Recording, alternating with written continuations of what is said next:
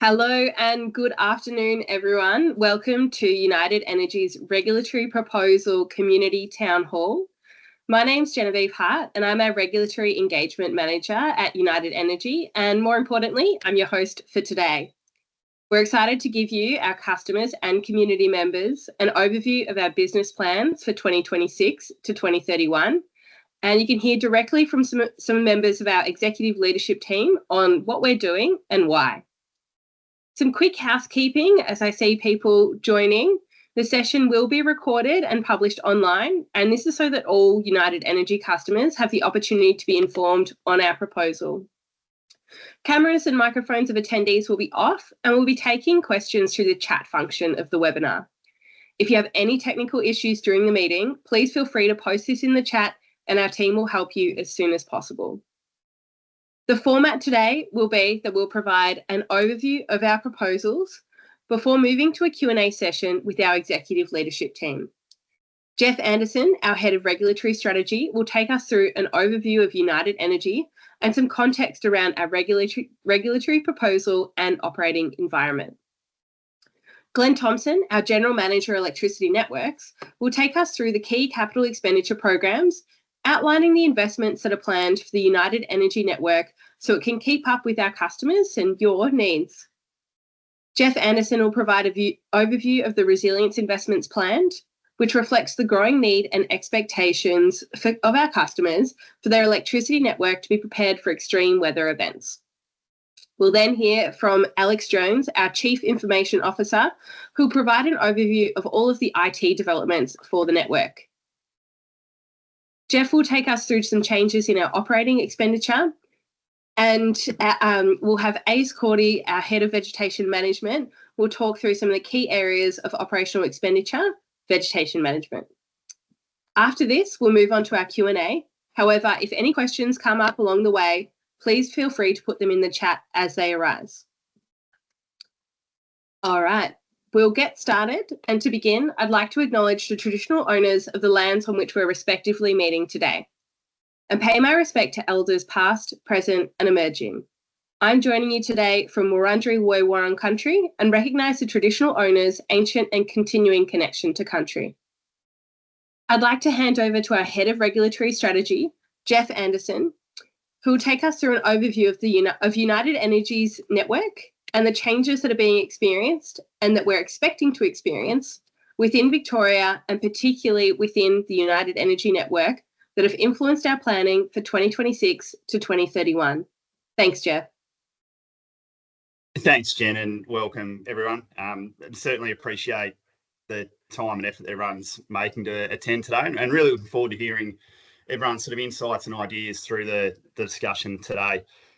I'll start with a quick overview of who we are and what we do. So United Energy is your distribution network. We transport electricity along the poles and wires that run down your street and the property connecting to your homes and businesses. For the avoidance of doubt, we are not the transmission network, not the generator, and not your retailer. So when you look at your electricity bill, we make up around 30% of that bill, and the rest of the cost of those generation, transmission and retail components. So United Energy supplies electricity to the east and southeastern suburbs of Melbourne and the Mornington Peninsula as well, and our communities comprise a range of diverse interests, including a large population of seasonal tourists as well. Households represent approximately 70% of our 715,000 odd customers. We have around 200,000 poles across our network, almost 13,500 kilometres of power lines, and about a quarter of those are underground. In addition to supplying your homes and businesses power, we do provide over 50 different services as well, from restoring power after outages, our sort of ongoing maintenance, repairing streetlights, cutting vegetation, which you'll hear a bit about today, and providing a 24/7 customer call centre as well. We also own most of the smart meters at your premises as well, which allows us to remotely read your electricity consumption and identify whether there is a power outage without having to wait for the customer to call us. If we keep going then maybe to the next slide. So for some context for today, United Energy is we're developing a 5-year plan for the 26 to 31 period, and that's outlining how much we need to invest to operate and manage the network through that time to deliver the services customers want at a fair and reasonable price.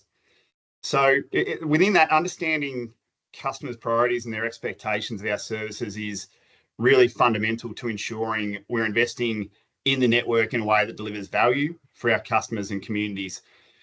To support that, we've recently released our draft proposal that was published in September after having engaged with thousands of our customers since about 2021.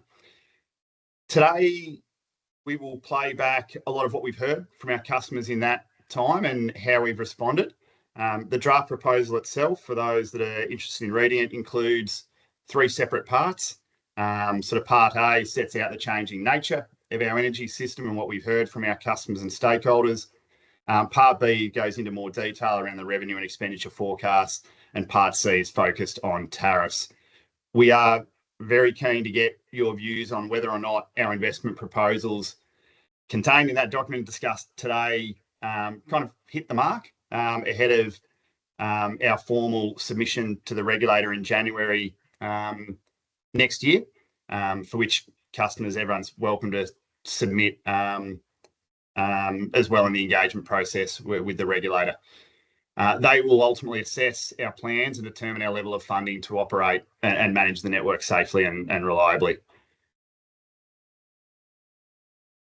So in terms of today's operating environment, the development of our 5-year plan is coinciding with the largest transformation ever in the energy sector, as Victoria aims to reduce emissions by 100% by 2045. So electricity distribution networks are going to be pivotal in that transition to enable a clean energy future, and the choices made by customers and communities to help reduce carbon emissions, including investments in solar, batteries and EVs. Our strong track record to date on both service levels and price, and I'll touch on those shortly, has us really well placed to respond to a lot of these change drivers that will accelerate through the 26 to 31 period. But the scale and scope is really unprecedented. I'll call out a few of those that are on the graphic on screen at the moment. So by 2031, the Australian Energy Market Operator is forecasting that 22% of all cars in Victoria will be electric vehicles. That's around 18 times more EVs on the road than today. And that's supported by Victorian government policy, including its target of 50% of all new light vehicle sales to be zero emissions vehicles by 2030. The Vic government's gas substitution roadmap also outlines the pathway to transition away from residential gas use, with the first key step being the ban on new residential gas connections from January 2024. That is set to have a really significant impact on our network. Victoria is more dependent on gas than any other jurisdiction in Australia. So around triple the average annual consumption of New South Wales and South Australian customers, and almost 7 times the usage of Queensland. So that shift towards electrification will result in around about a 25% increase in annual consumption for United Energy, and an 8% increase in peak demand growth, which is a really significant driver of our investment. Collectively, the electrification of gas and transport will transform many areas of our network to winter peaking as well, with about 11% of zone substations changing from summer peaking today to a winter peaking station. At the same time as these sort of newer electrification sources are growing, so too is our population. And by 2031, the Victorian government projections again are for an additional 900,000 people living in Victoria, with over 130,000 of those expected to be in United Energy's patch. The scale of renewable generation is also set to increase through to 2031, with 65% of Victoria's electricity expected to come from renewable sources by 2030, before reaching 95% by 2035. And much of that renewable generation will be provided by solar PV, with rooftop solar in United Energy's network in our patch forecast to double to around 1,450 megawatts.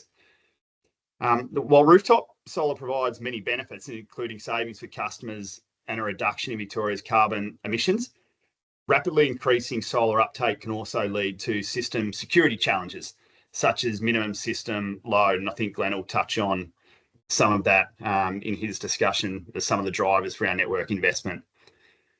This is all happening as well at the same time as many of our assets, such as our wood pole fleet in particular, are just approaching the end of their expected service life.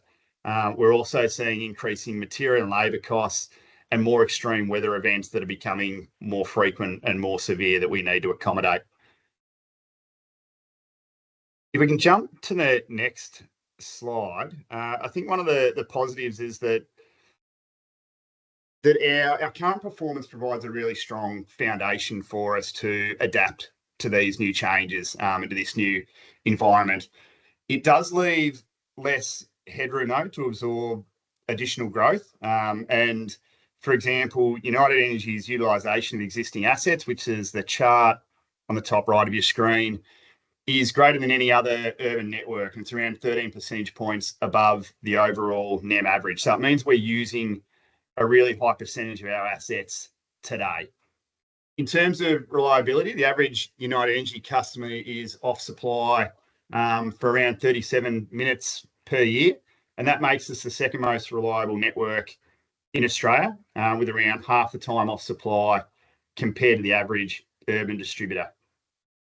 And then again, in terms of price, which are the charts on the bottom of that slide at the moment, United Energy customers face the second lowest charges, network charges in Victoria, and the third lowest in Australia. We are very focused and have been consistently on ensuring value for money for our customers, and it's reflected in those network charges. So, for example, in the 24-25 year, United Energy customers pay around $432 in network charges. It's worth pointing out that that's not the retail bill. That retail bill for UE customers is around $1,500 a year, but that charge does include the generation, transmission, distribution, and retail as well. We might jump ahead one more. Thanks. So we have spoken to, I think I mentioned it earlier, literally thousands of customers throughout the development of our draft proposal to date to better understand sort of future service level expectations. That's sort of nearly 8,200 United Energy customers, 253 different external stakeholders, and around 65 engagement events. It's sort of a greater engagement program that we've ever undertaken. And I think where the message has been really clear from that our customers wanting to see a reliable, safe and resilient network, an affordable and equitable network as well, and a shift towards more sustainable energy sources and practices for a cleaner future. In response to those customer expectations, we proposed $1.3 billion in investment, and we'll discuss these in more detail with Glenn, Alex and Ace soon. We're also delivering this for just $1 average yearly increase in the residential network bill across that 26 to 31 period. We've been asked the question a bit in terms of how we're able to have that investment and yet manage the charges to that extent.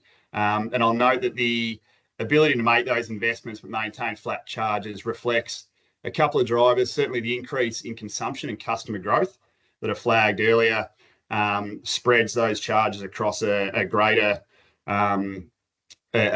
customer pool, which lowers the per unit charge. But it's also the nature of most of those network investments are long-lived assets. So we recover costs over a 50-year period. I think with that, Jen, it's maybe back to you. Fantastic. Thank you so much for that, Jeff. Now I'd like to hand over and introduce to our General Manager, Electricity Networks, Glenn Thompson, who's going to take us through some of the key capital expenditure for United Energy. Thanks, Glenn. Thanks for the intro, Jen. Good afternoon, everyone. Thanks for joining today. Jen said, my name is Glenn Thompson. I'm the GM for Electricity Networks, and effectively I lead the team that performs the asset management function for the United Energy network. I'm going to spend a bit of time on this slide and really provide you an overview of the dynamics driving the investment into the United Energy network, probably reiterating some of the points that Jeff has just touched on, but also expanding on some of them as well. United Energy is certainly one of the fastest growing networks in Australia, basically driven by primarily population growth, which drives new connections, but also business demand is also growing. The network also has large government funding of rail and road projects, which is certainly requiring investment in the network. And we're also seeing the emergence of data centre connections coming into this patch. UE's also impacted by the macro drivers that Jeff's already elaborated on, like all networks are. And the resulting load growth is basically putting pressure on not just increased maximum demand, which has always been a focus, but we're now seeing with increased penetration of customer energy resources, we're also seeing the emergence of a relatively new challenge being minimum demand events, which is requiring investments, and some of which we've done in this current period. So with that dynamic, we now have a scenario where 1 week we might be seeking to reduce demand on the network to avoid a load shedding event, and the very next week, or even sooner, seeking to increase load on the network during the middle of the day to also avoid load shedding due to insufficient demand on the network. Further, given EVs are starting to penetrate, we'll also see increased demand, particularly in the back half of the next reset period, which is certainly going to bring some challenge right across the network once there's concentration of EVs in particular geographic areas. As you're seeing this year, United Energy has also been impacted significantly due to increased frequency of storms or severe weather events. And my colleague Jeff, who's just spoken, will also take you through this later on in the pack. In terms of our delivery model, UE's project and maintenance activities is largely driven by an outsourced delivery model with field resources based across several depots across the network, complemented by specialist contractors where necessary. As our works program expands, our resourcing, fleet, field management infrastructure will also need to be uplifted due to the growing reliance on electricity. Our IT investments will also continue to grow. This is a facet across all network service providers, and the trend will continue not just in the next reset, but in subsequent ones too. A lot of this investment is also driven by compliance, particularly to meet the needs of AEMO or to address new requirements coming out of the rule maker in terms of the AEMC. And Alex Jones, our CIO, will take you through that later on. In terms of smart meters, United Energy's had the luxury of being able to utilise smart meters for the last 15 years, allowing the business to make effective risk-based investment decisions, increasing safety for the community, increasing compliance measurement and monitoring, and allowing it easier for house moves while also creating opportunities for households to participate in the energy transition. During the current period, we are going to expect to spend just short of the allowance provided by the AER. And in the process through that period, we've successfully deferred the commitment to the Lower Mornington Peninsula or Rosebud to Hastings line through non-network solutions.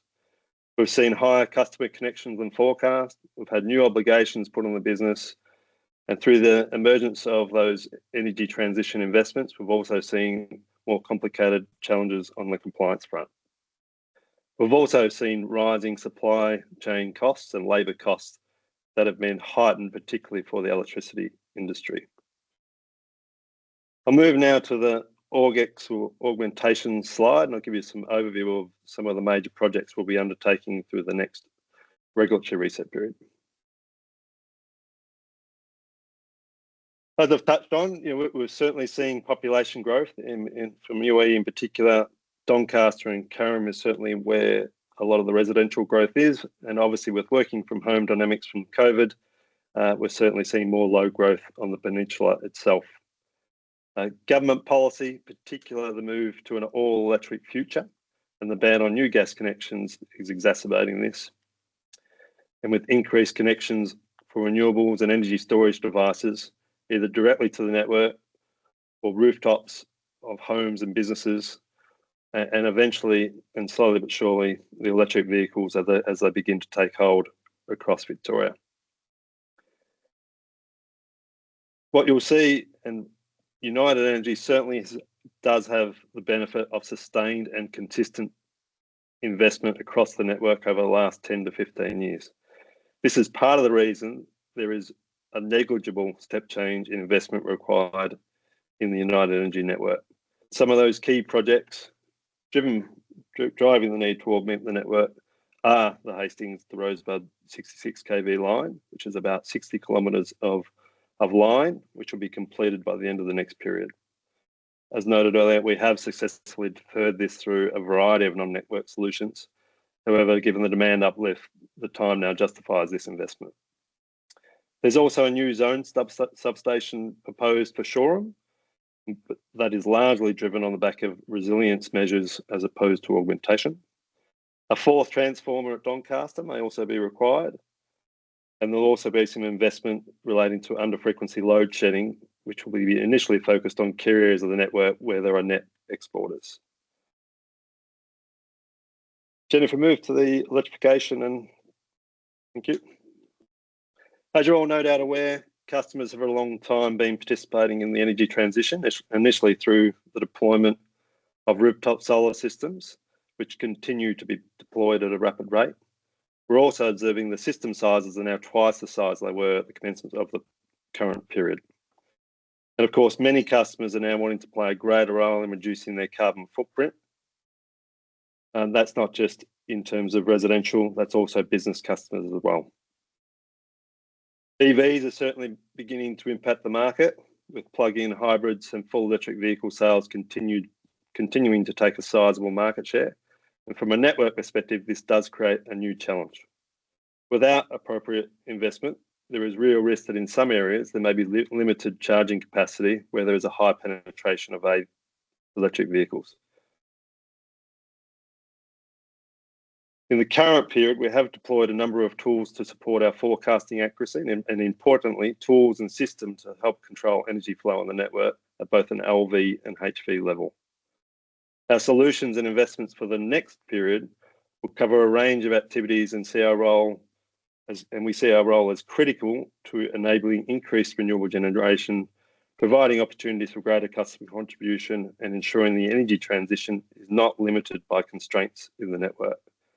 Getting the balance right and the amount of investment and doing it at the right time will be fundamental for our proposal. In terms of the solutions proposed, there will be a range of innovative and cost-reflective tariffs put forward. We'll continue the optimisation of our dynamic voltage management system. There'll be the ongoing deployment and optimisation of our OLV and HV DERM systems, which are designed to help control flows on the network. We'll continue to consider and attract non-network solutions where it makes sense to do so. We will provide tools and systems to provide increased data visibility for our customers, and we'll also implement flexible exports and flexible load initiatives throughout the period. All of these, coupled with the continued utilisation of our smart meters, will be utilised to optimise these investments to ensure we are targeting the right areas at the right time and ensuring customers play a key role in the energy transition, not just over the next 5 years, but beyond. Jennifer, move to the RepEx slide. Our RepEx expenditure is certainly a significant contributor to the profile over the 2026 to 2031 period, making up about a third of the required investment in the network assets. We do utilise a risk-based approach to asset management processes, and we have extensive condition monitoring and testing arrangements which inform us on the emerging trends and the investment priorities across the network. The material contributor to the investment profile for the next period is most certainly pole replacements, as the graph on the bottom left refers, and also including pole top structures. We are certainly observing deterioration of the condition of our poles, and we expect that decay rate to continue. With respect to the wooden cross arms, which are part of the pole top structures, these also pose a bushfire risk, and there will be a combination of proactive replacement programs and a defect replacement program, particularly focused on high risk areas. In addition, there will be a manageable and sustained approach to replacing conductor and underground cable where it makes sense to do so. And there will also be a number of transformer refurbishments and switchgear replacements across the UE network, along with investments in switches and ensuring they are safe and operable from our field staff. There will be transformer replacements, particularly at Gardner, Elwood and Hastings, and switchboards upgrades planned at Oakley, Elwood and Beaumaris. Jen, if you move to the meter replacement program. As noted earlier, United Energy has benefited significantly from the rollout of the AAMI smart meters that commenced in 2010. These meters notionally have an asset life of 15 years. Failure rates today are relatively low, less than 1%, but they are trending upwards. In fact, we've seen a doubling of that failure rate this year. We know from the initial rollout and our current market meter replacements that the least cost method of replacement is a planned change out. The cost for replacing on failure is expected to be fourfold, and if there was a need to replace a fleet of meters sporadically due to failures, resources wouldn't be available in a cost-effective manner at that time. To go a little bit further on that, the reason replace on failure has higher cost. Firstly, travel and labour costs are higher to replace meter on failure, therefore significantly more expensive on a street-by-street systematic replacement process. To put that into a little bit more perspective, if you do a street-by-street rollout change out, you can do 20 to 25 meter replacements a day, whereas failure is in the order of 5 per day, depending on location and the failure mode. So it's far more resource intensive and therefore more costly. In addition to that, if we don't start a replacement program soon, the meter fleet will soon be 20 years old by the commencement of the next period, and an extended time frame then required to change them out. To put it simply, electronic devices just won't survive that long. They are not like their mechanical ancestors. We also have a challenge with meter failures can cause a safety risk and fire risk, depending on the failure mode, which there are many. There is one upside, in particular for the next generation of meters. They will be Wi-Fi enabled, most likely, and therefore enabling more solutions to be provided to homeowners and customers and other service providers as that market evolves. I'll now hand back to Jen, who I think will introduce Jeff to cover off our approach to resilience investments. Fantastic. Thank you so much for that, Glenn. And as mentioned, we'll now hear from Jeff, who will take us through the key resilience investments. And this is really reflecting a lot of the events that we've seen across the current period, and particularly the growing incidence of extreme weather events that have impacted United Energy customers. Thanks, Jeff. Thanks, Jen. So since 2021, our customers have experienced the impacts of almost 700,000 sustained outages, due in particular on the United Energy network to major storms. The evidence and the widely held view is that these events will continue to increase in their frequency and severity. At the same time, our collective dependency on electricity is also growing. Recognising the significant and complex impacts these events can have on our communities, we've been working to understand how we can better prepare, adapt and respond to these climate extremes. And that's included a series of customer roundtables, joint workshops and community engagement. In the same period, the Victorian Government has initiated 2 independent reviews on network resilience, and the outcomes of those reviews, their recommendations, are really consistent with the feedback we've been receiving. The recommendations include the need to better understand the high risk locations on our network and where they are, the expectation that we better support local communities and customers in emergency planning, improving consideration of restoration priorities, and a greater focus and on the outcomes for worst served customers, particularly in an electrified environment going forward. In response to the recommendations, our draft proposal outlines a series of investments that we're wanting to make. And so it might be the next slide, possibly, Jen, please. So in response to those recommendations, we have a series of investments. To start with, we look at network hardening. So where we have a high degree of confidence in our ability to forecast exposures, we typically seek to strengthen our network. Storm consequence modelling, though, is an area where we in the industry more broadly are relatively immature in this space, and it's inherently challenging to forecast causality around storm events. Given expectations of the increasing frequency and severity of storms going forward, we want to ensure that we are better informed prior to making more widespread network investments. And so we are proposing some investments in improved modelling in that space. Where we can't harden our network, we then look to provide alternative supply pathways. We are, as Glenn mentioned, proposing a new zone substation at Shoreham to support that backside of the lower Mornington Peninsula. And that will leverage the benefits from that new 66 kV line that will go in and improve resilience for more heavily vegetated areas around Shoreham and Red Hill that are provided by some of the longest feeders in the UE network and so are more exposed to storm damage.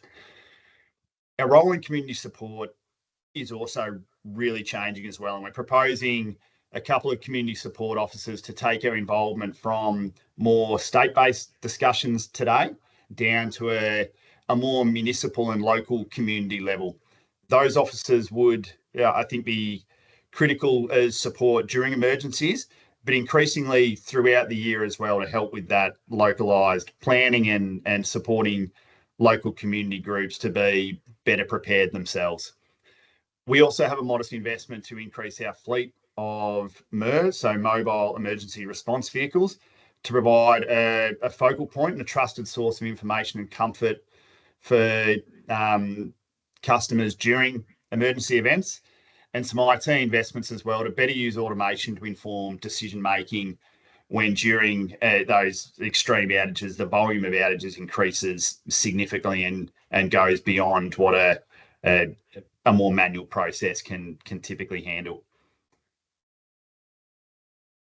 I think it's back to you, Jen. Fantastic. Thank you so much for that, Jeff. Now we'll move on to our key IT and communications technology expenditure, and I'd like to introduce our Chief Information Officer, Alex Jones, who'll take us through it all. Thanks, Alex. Thanks, Jen. Hi, everyone. So as Jen said, I'm Chief Information Officer for United Energy, which means I'm responsible for operating and implementing all of the technology that underlies the physical network, of which there is a lot, because as we know, the energy industry transformation that we're currently undergoing is largely enabled by technology, and the complexity of the solutions that we now need to put in place as we get smart meters and solar panels and much more detailed interactions with customers and markets require the technology to improve and expand at quite a rate. So I think we've done quite well in this proposal to try and keep what we've put into the absolute must-haves that we need to deliver to support the network. The challenge really is what can we leave out? So if you look at the recurrent expenditure, first of all, you can see that in the past sort of 5 years, that's predominantly been what we've been investing in, and that is the ongoing maintenance and replacement and also upgrading of the in-place technology that we have, of which there is a lot. So there's a lot of detail behind that. A lot of the sort of transformations that we make towards better technologies are still covered in recurring expenditure. It's just that when we replace a system or upgrade a system, that if it moves to something like the cloud or some better technology, that becomes part of the upgrade path. You can see that in the middle of the period, the non-recurrent expenditure gets significantly larger. And this is really driven by two major items that we have to do. The first item and the biggest is the the core system replacement, that those systems have now become maybe up to 20 years old in some parts.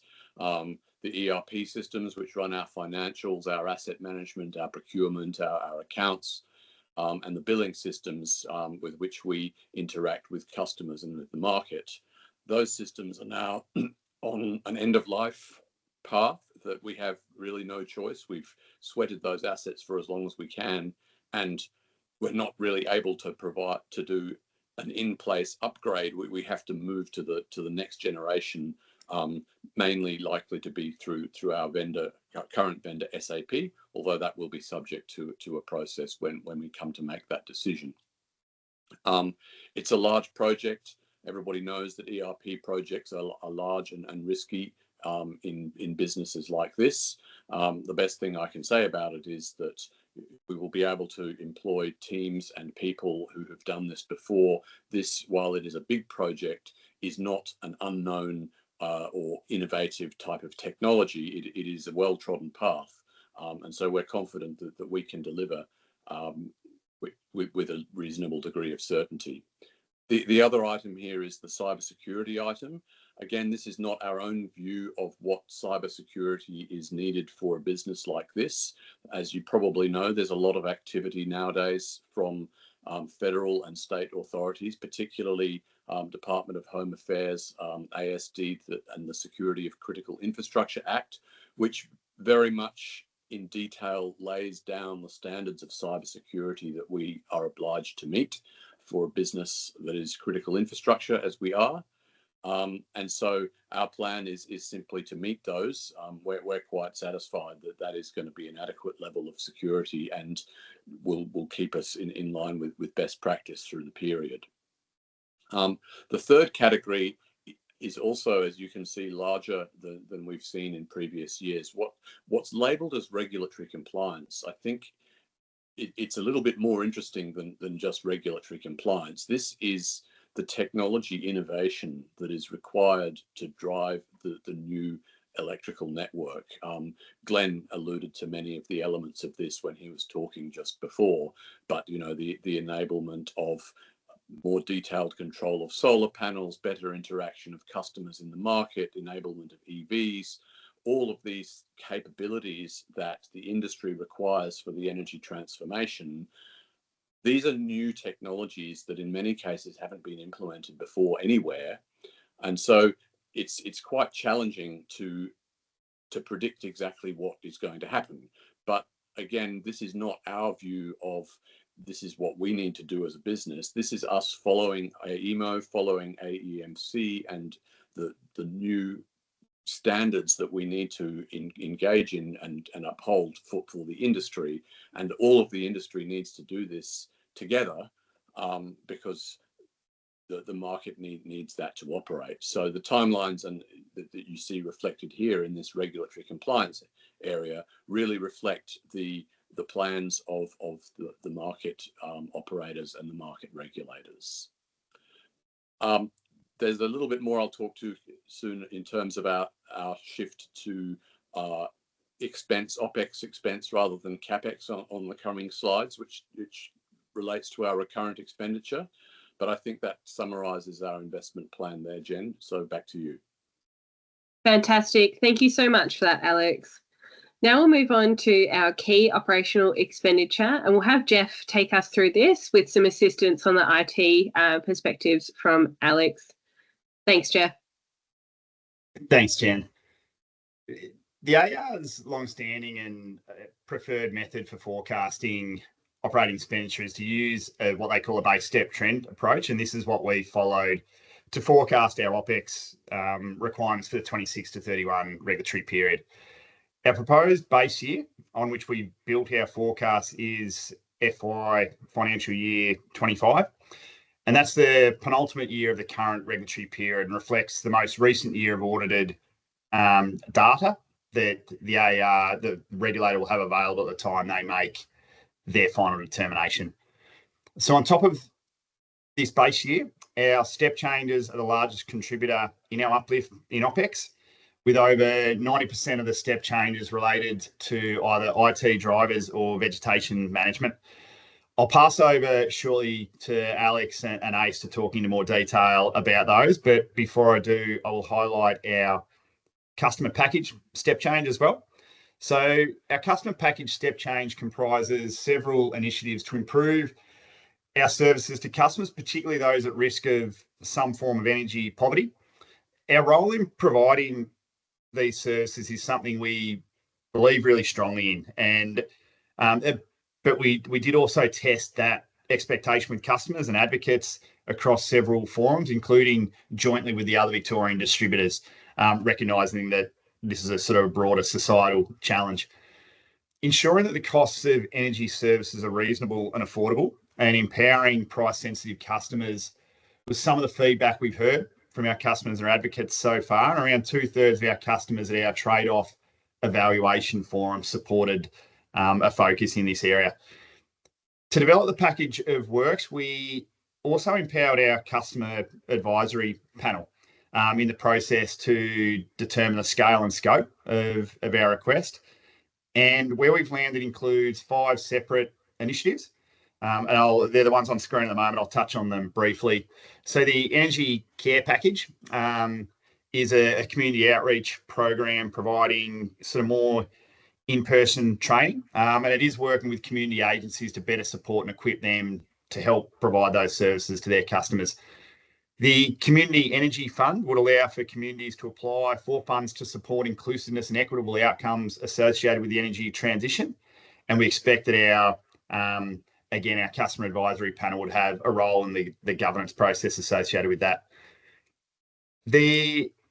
There's also a vulnerable customer assistance program, and that would be supporting customers to transition away from gas-based appliances, particularly by waiving network and connection costs as required. The energy advisory services as well is a space where we are increasingly having the sort of community groups wanting greater support to, interpret the data that is available. And some of the package here, the initiative will be waiving fees associated with supporting some of those requests from community groups and welfare agencies. There is also a First Peoples program, and that's a combination of initiatives around supporting energy equity for First Peoples, supporting their participation in the energy transition, and in community resilience as well, including before, during, and after extreme weather events. Back to you, Jen. Thank you very much for that, Jeff. So we'll now pass on to Alex just to touch on the IT OPEX changes. Thank you, Alex. Yes, thanks, Jen. Look, just briefly, I mean, it is a significant number here, so it does need some explanation. But the explanation is simply that the accounting approach for paying for the new service and cloud-based technology requires us to use OPEX, and much of the technology that is becoming available and that we need to use in the marketplace is cloud-based and therefore must be funded with OPEX. So this does not reflect an overall increase in, operations. It doesn't reflect any projects or initiatives that I didn't talk about on the previous page. It just reflects the license or service-based nature of the technology that we have to implement, which increasingly becomes OPEX in our regulatory proposal rather than CAPEX. Thanks, Jen. Fantastic. Thank you, Alex. And you can see from the graph here as well, another key area or step change in operational costs is in vegetation management. I'd now like to introduce our Head of Vegetation Management, Ace Cordy, who will provide a bit of an overview on this step change. Thanks, Ace.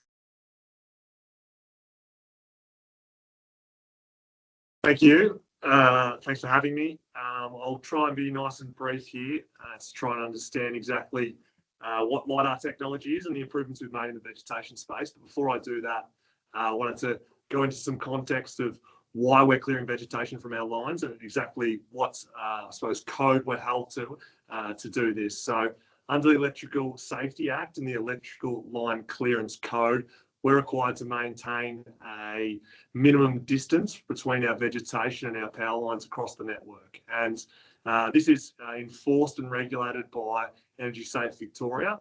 In recent years, they've taken a lot more focus about compliance and enforcement in this space. And so it's something that we have, over the last few years, invested heavily in to understand exactly how big the non-compliances are in our network and exactly where to find them. And that's what's brought us to our current situation. And after our investment in a number of helicopters and LiDAR technology, we've been able to improve our state of knowledge and our visibility across the network around exactly where our vegetation is in relation to our power lines and where it needs to be removed. So for those that don't know, LiDAR technology is quite simply a laser which is attached to the bottom of a helicopter. It flies around our network every year, all of our power lines.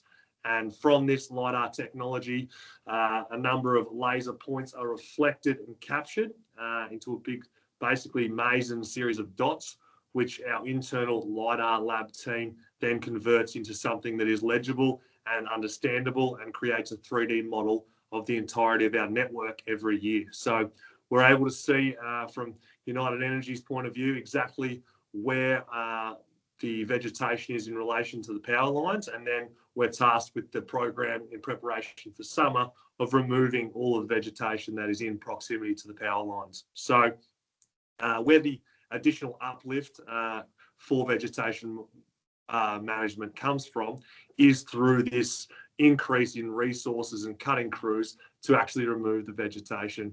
We now have a greater state of knowledge after the investment in this technology to understand exactly how many spans or how many trees need to be removed, need to be cut back, and need to be maintained to keep our network safe.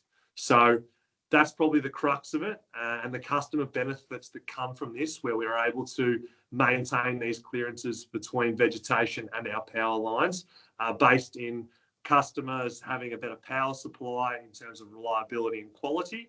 And also from a safety point of view, it's obviously a big bushfire mitigation risk when we're looking at vegetation coming in contact with our power lines. So that's probably the biggest one. But then also just from a community safety risk, where we have vegetation coming into proximity and touching power lines, we can get outages, we can get damage to our assets and cause customers outages and things that don't necessarily make life too easy. I think that's all from me, Jen. Thank you. Fantastic. Thank you so much for that, Angus. So that brings us to our question and answer session. We'll start off with some pre-submitted questions, and I do see we've had a number of questions in the chat, so please feel free to keep on putting those in as well, and we'll get to those just after a couple of our pre-submitted questions. I'll just stop presenting my screen so you'll be able to see all of the team in terms of going through and answering the questions. So we've got a bit of a what I would describe as a left field question to kick us off in terms of United Energy's preparation for distribution and integrating technologies like nuclear energy, and if there's any incentives that the government should consider for distribution companies. So just to start off, as a distribution business, our job is to transport electricity from wherever it's generated. So it might be solar panels on people's homes or, large scale generation plants as well. So our goal is to get it, from A to B and back again, potentially, if it's going from solar. And we are agnostic to that technology. But I might hand over to Glenn if you had any comments on this one. No, nice, easy one to start off with. Fair to say from a network perspective, no current, immediate or thought bubble plans to, or anyone proposing to connect nuclear energy to our network. And it'll be for sort of generation development proponents to propose that. We're certainly seeing large-scale batteries, not so much solar in the UE network, certainly batteries. But in a personal view, I don't see any action in that space for the next reset period, which we're talking about. Who knows in the future? We are agnostic. But yeah, we've just got to make the connection as efficient as possible. Thank you very much for that, Glenn. Our next question, and I might combine this in with one of the questions from the chat because it's on the potential of vehicle-to-grid charging technologies. So the person asking is keen to understand what United Energy's views are on the potential of vehicle-to-grid charging technologies, what some of the barriers to adoption might be, and any role that local government might have to play. And just noting in the chat, we had a question on, that vehicle to home and vehicle to grid capabilities and the challenges and opportunities there. Glenn, did you want to have a go at this one? Yeah, I'll start. Invite anyone else to jump in if they think so. We are certainly seeing electric vehicle penetration start, although in relatively low volumes and quite dispersed. It's the concentration of EVs in one area is what will worry us first. Hence, we're proposing various upgrades to make sure that charging can take place first, because the last thing we want to be is on the front page because there's insufficient capacity in the network to allow charging. We're certainly seeing plug-in hybrids probably take over full-scale EVs in the UE network. And I will just briefly touch on a challenge of the minimum demand issue. At the moment, with rooftop solar obviously generating significantly during the day, that minimum demand challenge is real and now, to the point of which, particularly this time of year, we get a number of notifications from the grid operator around potential minimum service level events. So having further exports during the day will definitely be a challenge, and I would say in the sort of short to medium term, probably heavily constrained. We wouldn't want vehicles exporting to the grid at the same time solar is, when we're already got rules and regulations trying to put constraints on that so that the lights stay on, which is our primary focus. So I have no doubt there will be vehicle to grid, but it will definitely need to be controlled in a coordinated manner so that voltage can be controlled. There's no load shedding as a result of too much energy flowing to the network when we don't need it. So we're at the start line. There's various network service providers doing trials, but it will definitely be on small scale, and be very hard for anyone to justify large scale investment in this at this point because there's very few customers involved. So if we did that, basically those without an EV will be paying, and that will just add to the equity problem that Jeff referred to earlier. I don't know whether I covered all parts of the question. I'm just looking at the That's all right. I chat. might jump in for the second half of the question, which is looking at the role that local government might play, for example, in facilitating trials, education, and community engagement. So, as Glenn said, we don't have any current trials for vehicle to grid. However, as this is something that arises and develops further, then we definitely see a role in working with local councils. So typically for our projects, we do work with local councils and inform them in terms of the changes that are happening in the electricity network within their area as well. And I think it'll be key, as there's many trials that'll come up, that we have that we work and collaborate with councils to from both education and community engagement perspective. I'll head to our next question, and I think we will just keep on the electric vehicle trend for the moment. So we did have a question as to whether it will become easier to install public electric chargers. Glenn, is that something that you wanted to touch on as well in terms of a distribution network side of things? There's probably a couple of things that will come into play there.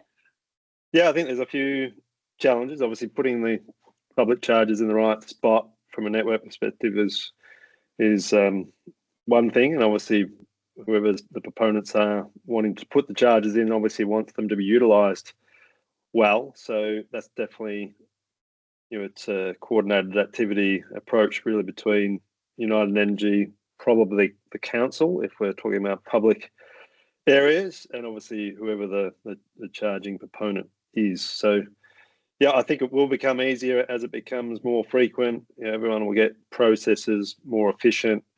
At the moment, it's probably more sporadic and a lot of different players in the market. And when that happens, it's obviously more challenging to coordinate. But I've no doubt it will become easier, and we're closer to the start line than the finish line. So that will definitely evolve, will be my perspective. Thanks, Glenn. Maybe, and just to add into that one as well, there's a number of things that we've been doing in terms of data visibility and, all of those pieces where we're trying to make network information as accessible as possible. So hopefully that'll help, anyone looking to install chargers to be informed and to make it easy for them to engage with us on, installation of electric vehicle charging points. From data, there's probably an easy step across to cloud-based applications. And Alex, you had some points there in terms of that operational step change in IT being predominantly due to that shift from the previous IT technologies onto cloud-based applications. So keen to understand, what are some of the advantages and disadvantages with that software as a service model, and maybe, noting the step change for this period. Are we expecting to see, or do you think there will be an additional step change in the next period, or how is that going to play out across future regulatory periods as well? Sure, thanks, Jen. So advantage-wise, the simple fact is that increasingly technology companies are producing their software on cloud environments because it suits them to do so. It suits them economically, it suits them from an infrastructure point of view, it suits them from a control point of view in terms of how they upgrade them and all of the rest. I mean, there are small advantages that flow through to us in terms of, not having to worry about some of those upgrade paths or manage our own infrastructure. But to be honest, I almost see that as more of a disadvantage because, to give you one word that you've probably heard a lot recently, CrowdStrike. CrowdStrike is a perfect example of where a cloud product vendor issued an automatic update that took half the world out. I think we're going to see more of that in future because we don't have control anymore over how the software gets upgraded. And what that also means is it constrains what we can do in the energy market because we have to overlay what's happening to the software that we have sitting behind all of the rest of our operations with the changes that we're trying to make to actually improve the market. So I actually think this introduces constraints on us.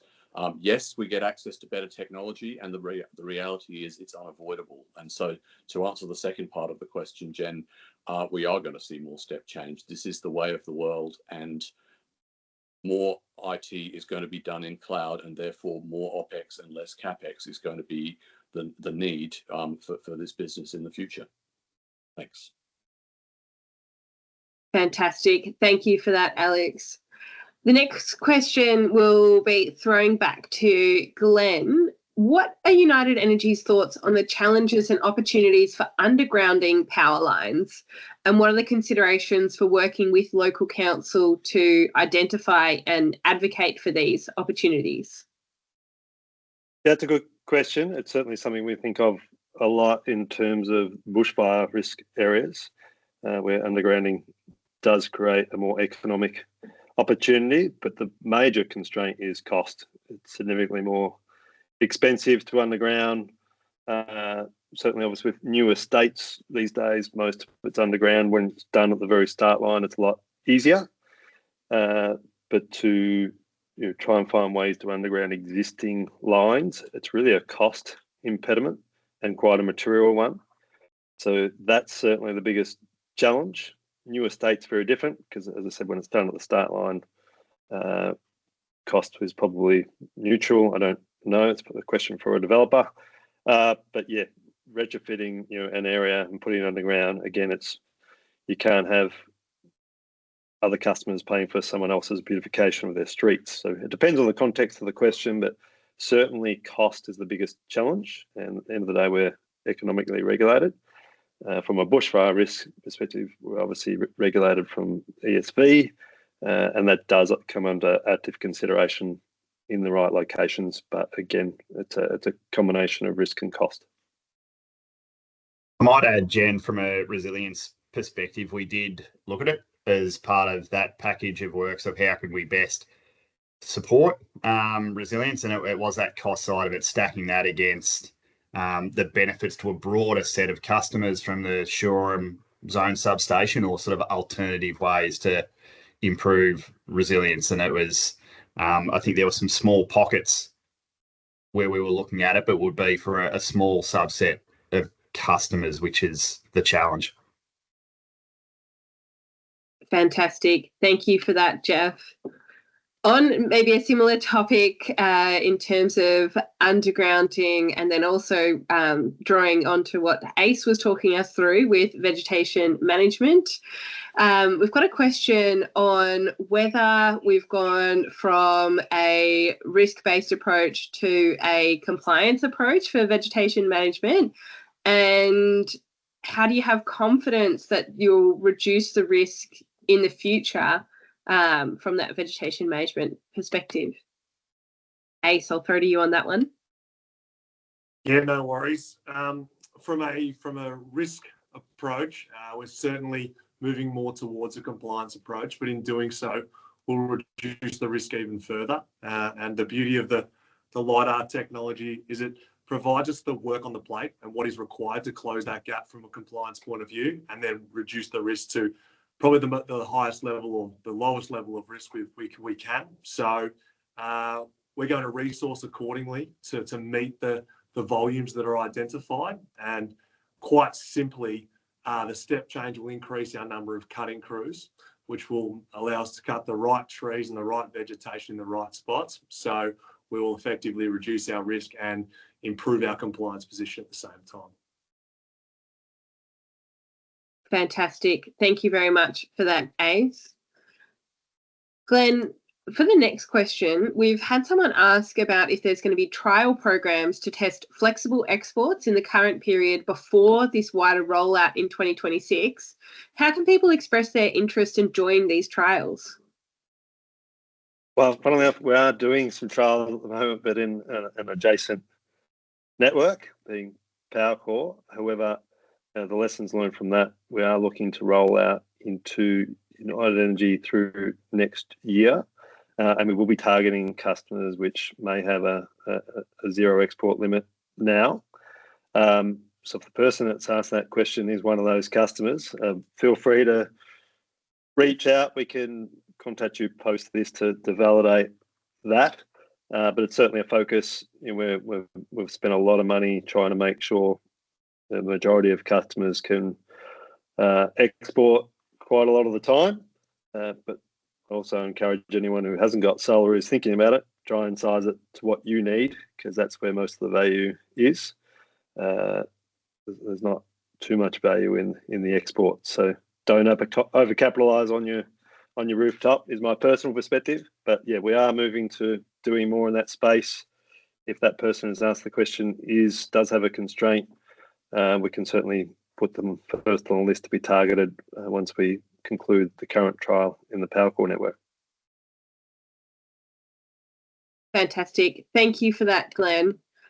Our next question is on the state government continuing to roll out the Neighbourhood Battery Initiative and some of the major considerations that local government who are developing business cases should take into account. I'm happy to kick off on an answer for this one. I mean, and it's probably similar to what Glenn has said, making sure that if you are pursuing a neighbourhood battery project, that it is going to be able and focused on meeting your needs and the community's needs. From a electricity distribution network perspective, our connections team have done a lot of work in terms of working to streamline that process for neighbourhood battery connections as well. But more importantly, if you're looking to participate in providing network support services, we do have that network support services or non-network solutions platform, which Glenn mentioned, Piccolo, which was actually launched as a trial this year, but is something that we're planning on expanding upon and developing further in that next regulatory period as well, to try to make it really clear to people where constraints might exist on the network and what the value of those constraints might be if they're interested in providing a network support service. Aside from that, from our own experience in terms of neighbourhood batteries, one of the key things, and particularly within a network like United Energy, which has covers a lot of suburbs across Melbourne, is having that actual space and physical land to install the battery on as well. So that can also be a bit of a challenge to getting it up. And you'll see we've got the pole top battery project across United Energy, which was able to utilise those poles there as well. But they are quite small batteries when we're looking at battery sizes from a neighbourhood battery perspective. There is a lot of resources. We have our neighbourhood battery initiative guide available on our website as well, so we can probably post that and send that out to recipients as well, because we've done some work and studies to help local governments and different community groups in the considerations that they might need to make when looking at a neighbourhood battery. Was there anything Glenn or the broader team wanted to add to that? I think that was quite a good summary, Jen, of if there is someone on the call looking to develop them. Just note they are hard to do. They often lack scale, and where you'd like to have them as a community, which is fantastic. Everyone wants to be involved in the transition, doesn't always meet where the network wants them to be. So it is hard work. It does rely on government funding. That also comes with hurdles and obligations. So hence, I would encourage them to get in contact with our team, and they can elaborate on some of that as well. They certainly take up a lot of airplay, but they're not easy to get up. Thanks, Glenn. And we had another question, which was on a similar vein, which is, what's the future state of the network's sustainability and promotion of virtual power plants and community battery projects? Is this something that we worked alongside with retailers or direct to the community? So there's a couple of bits and pieces there. I'll touch on the VPPs and community battery projects, which I think was covered in the last answer as well. So similar to community battery projects, virtual power plants, where people might be able to provide a network support service. Our network support services marketplace is completely technology and agnostic in terms of we'll just be saying this is the response that the network needs, and that could be addressed by a virtual power plant or by a community battery, or whatever resource is available to address the constraint in that area. So we just want to make it clear what the opportunities are for network support services, and then let the market determine what is going to be best placed to provide that response. Glenn, I might move on to the future state of the network's sustainability, if there was anything that you wanted to touch on from a sustainability perspective. Yeah, from the asset side, we look at a number of ways. Trying to make sure our losses across the system are minimised, because that's certainly a contributor to the climate side of it. We obviously have a lot of fleet. So over time, no doubt, quite a proportion of that will transition also to be EV, and we do a lot of kilometres, as you would expect. So that's certainly a focus. And we certainly also have devices and switches in the network which contain a gas referred to as SF6, which is, if it ever leaks, does have quite a large CO2 equivalent exposure. So technology is certainly changing in that regard, but it won't be a proactive replacement. It'll be replacing when it's due to be replaced, because technology is almost at the start line there. It's certainly products in that space containing SF6 are likely to be banned over time, where we won't be able to put new devices in containing it.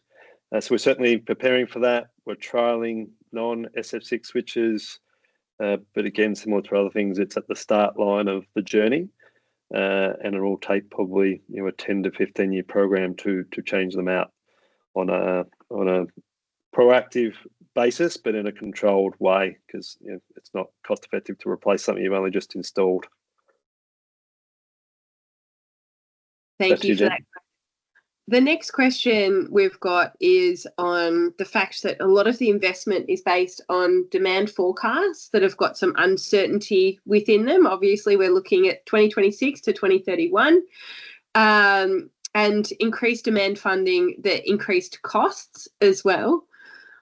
What's the plan to manage the impacts on customers if actual demand forecasts are different from expectations? I might throw to Jeff first on this one, and then I'll ask the broader panel to add in on forecasting as well. Yeah, I really like the question, Jen. The inherent uncertainty in the forecasting at the moment is greater than it's, I think, ever been. A couple of points that I think de-risk where our forecasts are, though. AEMO, in their most recent update, and we rely on a lot of the AEMO forecast to feed into our demand modelling. They have significantly tempered their forecast uptake on things such as EVs. We're reflecting that in our forecasts as well, and I think that's really important that we do so. In Victoria, we also have, I guess, the benefit of a huge amount of data from our smart meters. We've got an incredible sort of knowledge of our network, and I think that allows us to be more sophisticated in our demand forecasting than any other jurisdiction in the country. And so I think we have a strong grasp, or as strong a grasp as we can, on the basis to which to forecast future demand. Ultimately, if demand doesn't eventuate, we won't invest in gold plate our network if it's not needed. But in that circumstance, customers do share in that underspend. That's the way the reg framework works. They would receive 70% of any underspend if ultimately those forecasts don't eventuate. I'd probably add, though, that my sense is that the exposure, maybe unlike previous periods, is on demand actually accelerating beyond where our forecasts are. If you get new policies coming in from the government, Victoria have got some pretty aggressive timelines and commitments to meeting net zero. I think there's a really strong chance that policies change and drive an acceleration in demand beyond what we've reflected in our proposal at the moment. Fantastic. Thank you for that, Jeff. The next question that's just come up in the chat is for Alex. So United Energy received funding for an ERP upgrade in the current reset period, so 2021 to 2026. And it was described as necessary to support the existing system stopping in 2025. It appears the project has been deferred and customers will be funding it or asked to fund it in the next regulatory period. How can we be confident that United Energy is seeking funding for necessary IT projects? So in technology, it is a little bit difficult to say what exactly the world is going to look like in 7 years' time, which is what we're effectively predicting in this proposal. Simply speaking, what happened with ERP in the last 5 years is that the vendor extended support another 5 years. And so given that the benefit of that project for us is really that we get to stay in business, it didn't make sense to do it when we didn't have to. If you look back, and I don't think we need to bring it up on the screen now, but that chart that I talked to earlier in the presentation shows how the non-recurrent expenditure was actually very low in the last reg period, basically because we didn't do this. And what that's allowed us to do instead is to bring forward some of the recurrent expenditure, which in turn, in the current regulatory period, you see actually drops down for a couple of years, which makes way for the ERP upgrade. So what effectively we did was we rescheduled a whole bunch of things that made sense, that allowed us to sweat the asset a bit longer rather than doing the upgrade any earlier than the business actually needed to. But I think we will see changes, you know, like a lot of these things that come from regulatory compliance, you know, the things we need to do to enable the network of the future. A lot of those timelines are quite ambitious. We might see new rules come into place that we don't know what they are yet, and we're going to have to adapt our program to fit in with that. That's what's happening in the industry at the moment. Thanks, Jen. Fantastic. Thank you for that, Alex. And maybe something to touch on as well as what Jeff was saying in the previous question is that, you know, where there are possibilities for savings, and the business shares that across with customers as well under our various incentive schemes. Our next question is a bit of a specific one, so it might be one that we have to take a little bit online, but it's touching on the ability of units, and it might cover apartments as well, to be able to electrify. So the person asking the question has wanted to electrify their home, but can't, as there's only 32 amps coming into their unit, which is below, you know, what their needs are going to be. However, their electrician isn't able to upgrade their switchboard, as there's other switchboards in their cabinet. So they've got under an owner's corporation. And that everyone would have to then upgrade, and everyone would have to agree to the costs for each of their upgrades as well. And so they're concerned that they're going to be stuck on gas and not able to electrify. So the question is that, are they doomed to be stuck on gas forever if they can't convince their owner's corporation to pay for that electricity upgrade? Glenn, I might hand over to you on this one. Thanks, Jen, giving me all the easy ones. I mean, it's a very good question. I think we might have to take it offline, but just in general, I think it does just highlight one of the many challenges that come with an all-electric future. You know, apartments, townhouses, etc., with sort of common connections, perhaps on a single title. You know, there's a lot of challenges there, a lot of complications. You might not even get along with your neighbour. There's all sorts of issues, but I think doomed might be an overstatement, because, you know, things will no doubt get changed as these things and types of constraints and issues come to light, and governments will have to make changes to the policies to free them up. No different than, say, what's happened with renters and solar. But yeah, this one, I feel for the person who's put the question in. It does sound like a headache, probably an unintended consequence of a policy setting. No doubt there'll be a solution. It might not be an immediate one. I'm certainly glad the electrician involved isn't willing to go beyond their legal limits. That's reassuring.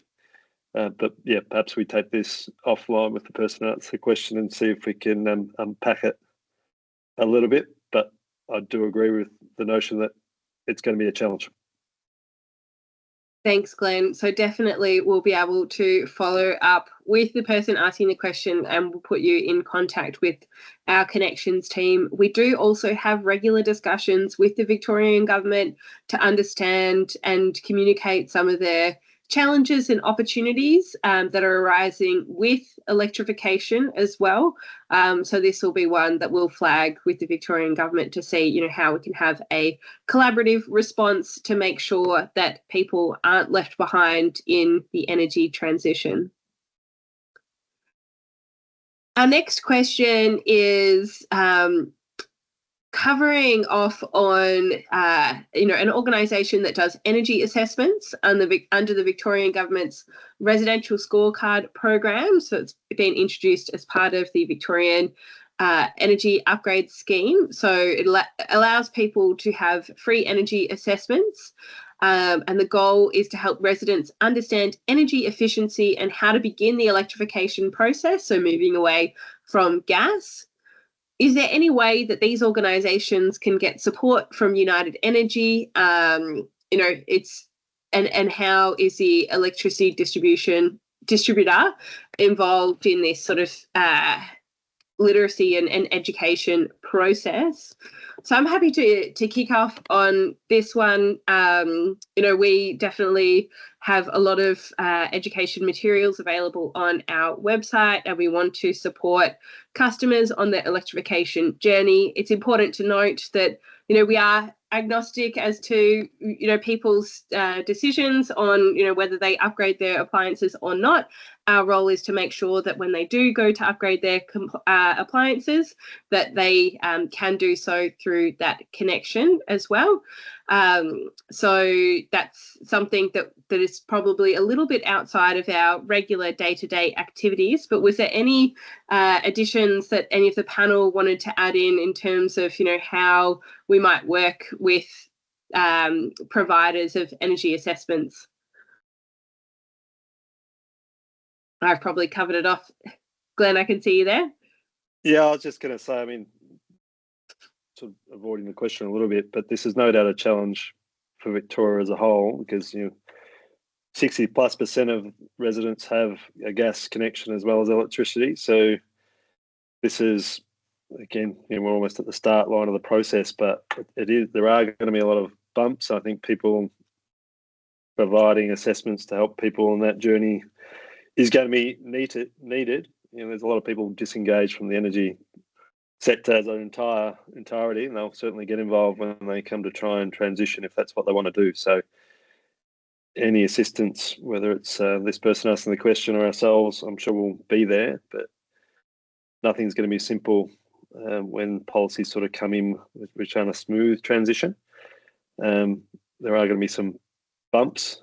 Customers aren't going to really fully understand necessarily some of the complications that has to be stepped through, because there's a myriad of processes that sit behind the scenes, which we try and make sure the customers don't have to worry about. But it is quite complex behind the scenes, which is the job of all the sort of regulated utilities to make as smooth as possible. But yeah, I think we can help here, but work to do. Thanks, Glenn.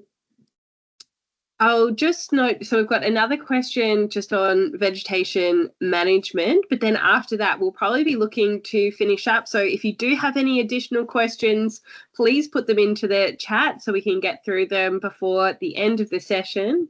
The question on vegetation management is trying to get an understanding of what council's role is with regards to vegetation management and how United Energy works with local councils on vegetation management and this, enhanced vegetation management program.